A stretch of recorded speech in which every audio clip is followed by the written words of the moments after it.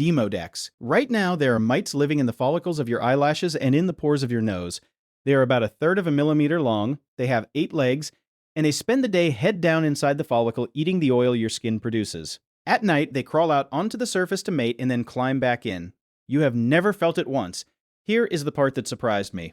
This is not a fringe condition, it is an age curve. Around 13% of children between 3 and 15 carry them. By the 31 to 50 bracket, it has climbed to 69%. By 60, it is 84%. After 70, it is essentially everyone. One study of young men aged 17 to 24 found only about 20%. So whether you have them right now depends far less on hygiene than on how long you have been alive. And one note before the rest. Every prevalence number here is an estimate from a sampled population rather than a head count. The cost of Demodex for almost everybody is nothing at all. And the next one is not sitting on you. It is inside about 1/3 of everybody alive. Toxoplasma. This is the one you have probably heard of, and it is also the one where the popular version and the evidence have come apart. Toxoplasma gondii is a single-celled parasite that can only complete its sexual cycle inside a cat. Everything else it infects, including you, is an intermediate stop. It reaches people through undercooked meat, contaminated water, and cat feces. Once it is in, it forms cysts that sit in muscle and brain tissue for the rest of your life. Roughly 1/3 of all humans alive are infected. That figure moves enormously by country from about 22% in the United States to over 90% in parts of Brazil. So far, all of that is settled. What is not settled is everything interesting. You have read that it makes people reckless, or alters their personality, or makes infected mice walk towards cats. The animal work genuinely contradicts itself. Different labs report more activity, more anxiety, and less anxiety from the same infection. The honest status is that the infection is certain and the behavioral effects are contested, and the confident version you have heard is running well ahead of the data. The next one has the opposite problem. It has no story attached to it at all, and almost nobody carrying it knows. Trichomonas. You would expect the most common curable sexually transmitted infection on Earth to be a bacterium or a virus. It is a parasite. Trichomonas vaginalis is a single-celled organism that swims using whip-like flagella, and it lives in the urinary and genital tract. It is estimated to affect around 2.6 million people in the United States alone, and worldwide it is the most common non-viral sexually transmitted infection there is. And the defining feature of it is silence. In one probability sample of urban young adults, 98.5% of infected men and 73% of infected women had no symptoms whatsoever. CDC figures put the share who ever developed symptoms at around 30%. So most of the people carrying this do not know, and they are not going to find out unless somebody tests for it specifically.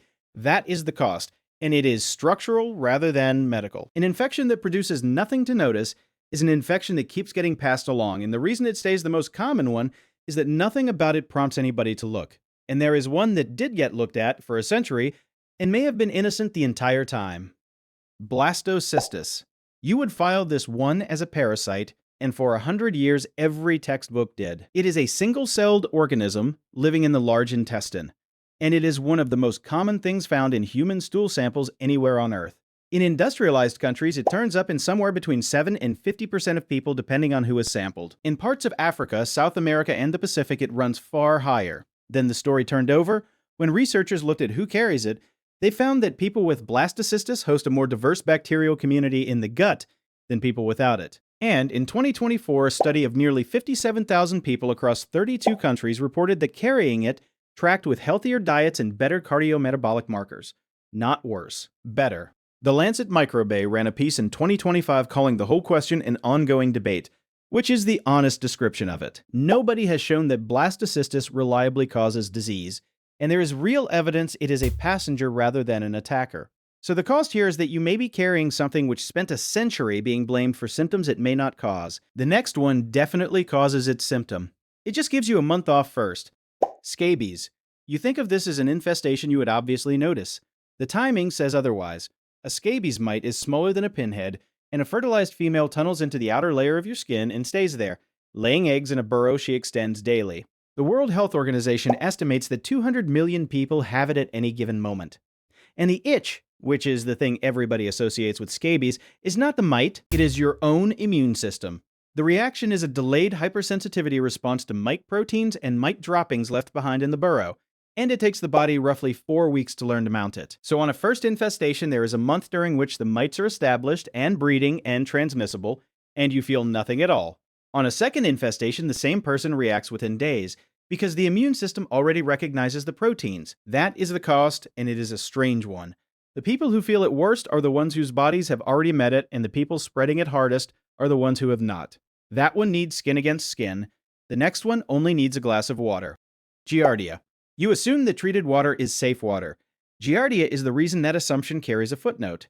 It is a single-celled organism that travels as a cyst, and that cyst has a wall tough enough to survive the chlorine levels used in ordinary drinking water and swimming pools. Once swallowed, it attaches to the lining of the small intestine using a disc on its underside, like a suction cup on glass. It never enters the bloodstream at all. It stays on the surface for the entire infection. It is the most commonly identified intestinal parasite in the United States, and it picked up the nickname beaver fever because wild mammals shed the cysts into streams that hikers then drink from. The cost is the thing you would not guess from the biology. Because the organism never invades tissue, it can be carried and passed on by somebody with no idea they have it, and that is exactly how it moves through daycares and campsites. Its close relative cannot spread between people at all, which is precisely why that one only ever arrives in crowds. Cyclospora. Everything so far has been ambient, something you pick up across a lifetime. This one is happening right now. Cyclospora cayetanensis spreads through fresh produce, and it has a quirk that shapes every outbreak it causes. When it leaves the body, it is not yet infectious. It needs days to weeks out in the environment to mature, which means you cannot catch it from another person, only from food or water that has been sitting contaminated, which makes every single case a supply chain problem. And in 2026, the United States is inside the largest cyclopsoriasis outbreak ever recorded. Since the 1st of May, the CDC has logged nearly 14,000 laboratory-confirmed domestic cases across 34 states, with more than 10,000 further cases still being sorted out. By the same point last year, the national figure was 249. Traceback pointed at iceberg lettuce, from one supplier feeding a fast food chain.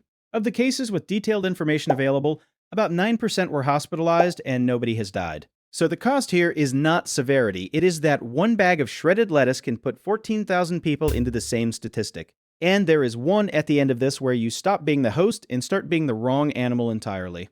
We will get there. First, the point where these stop being microscopic. Pinworm. You think of worms as a tropical problem. This one is a suburban problem, and it is the most common worm infection in the developed world. A female pinworm is about the length of a staple. She lives in the large intestine, and at night she crawls out through the anus and lays thousands of eggs on the surrounding skin, and then she dies. The eggs are sticky, and they become infective within hours. And you are probably thinking you would notice all of that happening. Roughly a third of people carrying pinworm never do. The itching everybody associates with it belongs to the other 2/3, and where it is absent, the infection simply runs quietly.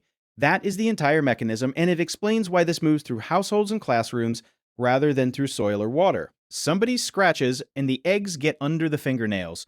From there, they go to a doorknob, a bedsheet, or a mouth. Estimates put around 40 million infections in the United States and more than 200 million worldwide. In some institutional settings, the reported figures run from 50 to 100% of residents. And here is the cost nobody expects. The eggs survive on surfaces for 2 to 3 weeks, which means the reason this reinfects a family over and over is not really the worm, it is the laundry. That one still needs you to swallow something, the next one does not bother asking. Hookworm. You would assume something has to get into your mouth to reach your gut. Hookworm does not bother. Its larvae live in warm, damp soil, and when bare skin touches that soil, they burrow straight through it, usually at the foot. From there, they travel in the bloodstream to the lungs and get coughed up and swallowed. Only then do they arrive in the small intestine where they latch onto the wall and feed on blood. That entire journey exists to get around a barrier your skin was supposed to be. Around 438 million people are infected. It belongs to a group called the soil-transmitted helminths, and the World Health Organization puts about 1.5 billion people in that group overall, which is close to 1 person in 5 alive. And here's the cost, which is why hookworm mattered historically far more than its symptoms suggest. It feeds on blood continuously, so in a child carrying a heavy load, the effect is not a dramatic illness. It is a slow drain on growth and on concentration, which is why campaigners in the American South once blamed it for what looked like laziness, and one relative of it improved on that design by removing the need to ever leave. Strongyloides. Every other worm here has to get out of your body and come back in to reinfect you. This one does not. Strongyloides stercoralis enters through the skin, usually the sole of a bare foot, and it travels to the intestine like the others. But its larva can mature inside you and reinvade through the gut wall without ever going outside. That single trick is called autoinfection, and it changes the time scale of the entire infection. Global estimates disagree badly, running from 30 to 100 million at the low end and up to around 370 million at the high end. That spread is not sloppiness, it is a genuinely difficult organism to detect. And now the number that made me stop reading. The CDC's own journal published a case of a man diagnosed with strongyloidiasis 75 years after his only possible exposure. Veterans who served in Asia during the Second World War were still turning up positive 65 years later. The cost is that this is the one here which can quietly outlast almost everything else about you. Everything up to now has also been small enough to argue about. Ascaris. This one is not. An adult female Ascaris lumbricoides reaches around 35 centimeters, which makes it the largest roundworm that infects people, and there can be dozens of them in one intestine. It arrives as an egg swallowed from contaminated soil or produce, and then it does something that sounds invented. The larva does not stay in the gut. It burrows through the intestinal wall and rides the blood to the liver and then the lungs. It breaks into the airways, gets coughed up and swallowed a second time, and only then grows to full size in the intestine it started in. A meta-analysis covering 2010 to 2021 put around 732 million people infected, and current estimates run to about 819 million. The cost is the migration rather than the worm itself. A creature that size following a route through your lungs is a mechanical problem wherever it ends up, and it does not always end up where it is supposed to. And the last one does not need to be big to do the worst thing here. Tapeworm. This is the one that inverts everything. If you eat undercooked pork carrying the larva of Taenia solium, you get an adult tapeworm in your intestine, and it can reach several meters. That is unpleasant, and it is survivable, and it is not the real problem. The problem is, what happens if you swallow the eggs instead of the larvae? Because then your body is not playing the part of the final host. It is playing the pig. The eggs hatch and the larvae do exactly what they would do in pig muscle. They migrate and they form cysts in muscle, in the eye, and in the brain.